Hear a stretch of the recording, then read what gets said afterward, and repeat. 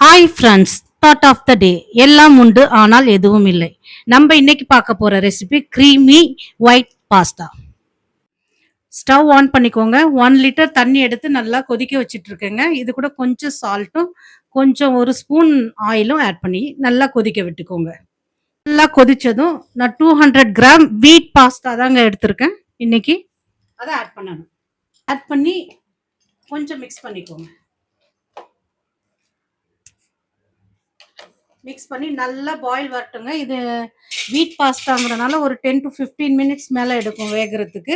நம்ம வேக வச்சு எடுத்துக்கலாம். பாஸ்தா ஆட் பண்ணி நல்லா கொதி வருதுங்க. கொஞ்சம் மிக்ஸ் பண்ணி விட்டுக்கோங்க, அடி பிடிக்காம இருக்க. மிக்ஸ் பண்ணி விட்டு ஒரு 10 to 15 மினிட்ஸ் வைக்கணுங்க. அப்பதான் வேகும். வேகிற வரைக்கும் நம்ம வெயிட் பண்ணலாம். ஸ்டவ் ஆன் பண்ணிக்கோங்க. ஒரு கடாய் எடுத்துக்கோங்க. ஸ்டவ்வை நான் ஹையில் தாங்க வச்சுருக்கேன். 2 நல்ல டேபிள் ஸ்பூன் பட்டர் எடுத்துருக்காங்க. பட்டர் ஆட் பண்ணிக்கலாம். பட்டர் ஆட் பண்ணி நல்லா கிண்டி விடுங்க. கொஞ்சம் இப்போ மீடியம், கொஞ்சம் நல்லா பட்டரு மெல்ட் ஆக ஆரம்பிச்சிருச்சு. கொஞ்சம் ஸ்லோவாக வச்சுக்கோங்க. இந்த ஸ்டேஜில் கார்லிக் ஒரு 6 நம்பர் எடுத்து மேஷ் பண்ணி வச்சுருக்கேன், அதையும் ஆட் பண்ணிக்கலாம். கார்லிக் ஆட் பண்ணி கொஞ்சம் கிண்டி விட்டுக்கோங்க. நல்லா கிண்டியாச்சுங்க. இந்த மைதா இருக்குல்லங்க, மைதா 2 ஸ்பூன் எடுத்து வச்சுருக்கேன், அதையும் ஆட் பண்ணிக்கலாம். ஆட் பண்ணி அதை நல்லா கிண்டி விடணுங்க. இப்போ 200 கிராம் பாஸ்தாக்கு நான் 1/4 லிட்டர் மில்க் எடுத்துருக்கேங்க. நான் ஆட் பண்ணிக்கலாம். ஆட் பண்ணி அதை நல்லா கிண்டி விட்டுக்கலாம். இது கொஞ்சம் நல்லா ஹையில் வச்சுக்கலாங்க. இப்போ அது கிண்டி விட விட கொஞ்சம் திக் பேஸ்ட்டாக வரும். நல்லா கிண்டி விடணுங்க. நல்லா கெட்டியாக ஆரம்பிச்சிடுங்க. கொஞ்சம் கெட்டி இல்லாமல் நம்ம எல்லாத்தையும் எடுத்து எடுத்து விட்டு கிளறணும். நல்லா கெட்டியாக ஆரம்பிச்சிச்சு பாருங்க. அந்த பபிள்ஸ் வராமல் கொஞ்சம் நல்லா கிண்டி விட்டுட்டே இருக்கணும். கிண்டி விட்டுட்டே இருந்தால் தான் பபிள்ஸ் வராது.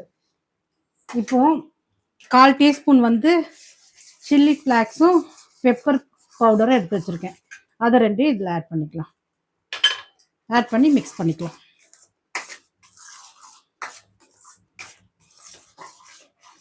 இது கூடயே 1/4 டீஸ்பூனுக்கும் கொஞ்சம் கம்மியாக சால்ட், அதையும் ஆட் பண்ணிக்கலாம்.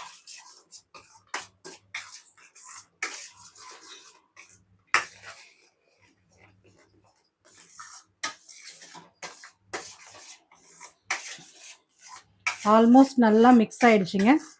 இந்த ஸ்டேஜில் ஆல்ரெடி நான் பாஸ்தா நல்லா பாயில் பண்ணி வடிகட்டி வச்சுருக்கேங்க, 200 கிராம். அதை ஆட் பண்ண வேண்டியதான்.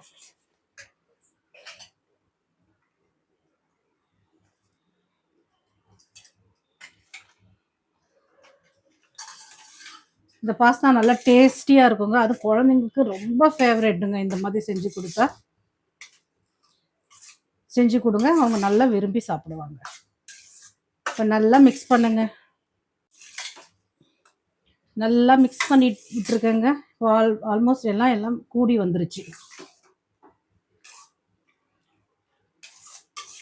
இந்த ஸ்டேஜில் நான் 3 சீஸ் எடுத்து வச்சுருக்கேங்க. சின்ன சின்னதாக கட் பண்ணியிருக்கேன்.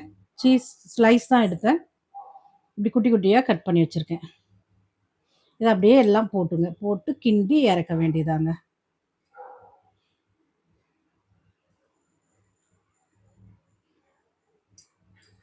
போட்டாச்சு.